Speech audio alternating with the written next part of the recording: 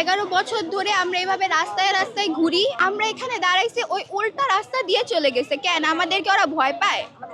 আমরা কি হাতে লাঠি নিয়ে আসছি? আপনার বাবা কত বছর আগে গুম হয়েছে? আমার বাবা 11 বছর আগে গুম হয়েছে। 12 বছরে পাড়া দিল। আপনার বাবার নাম কি?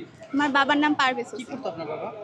আমার বাবা ছাত্রদল করতো, বিএমপি। গুম হয়েছে তখন আমার বয়স 2 বছর 4 মাস ছিল। কি শুনছিলেন আপনি পরিবারের থেকে, আপনার মায়ের কাছ থেকে?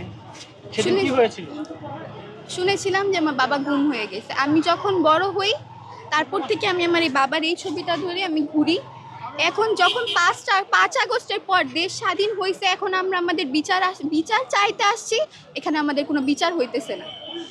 তাদেরকে তো গ্রেফতার করা হয়েছে, কি ধরনের শাস্তি চাচ্ছেন? গ্রেফতার করা হয়েছে, কিন্তু ওরা জেলখানার ভিতরে রাজাকারের মতো থাকতেছে। ওরা রাজত্ব করতেছে জেলখানায়।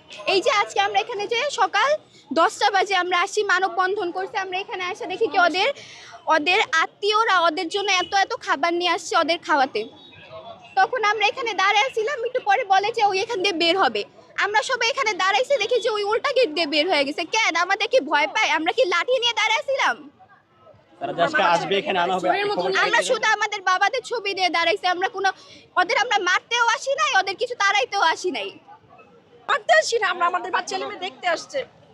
তো পালাইতেছে, এর জন্য পিছন গেট দিয়ে যাবে। প্রশাসন এখনো তাদের প্রোটেক্ট করে। আমরা কোন দেশে আছি? আমরা স্বাধীন দেশে নাই। আমাদের জন্য এখনো আওয়ামী লীগ হাসিনার সময় যা ছিল এখনো আমরা তাই দেখতেছি। তখনও রাস্তায় দাঁড়াইছি, আজকেও আমরা রাস্তায় দাঁড়াইছি, এখন আমরা রাস্তায় আছি।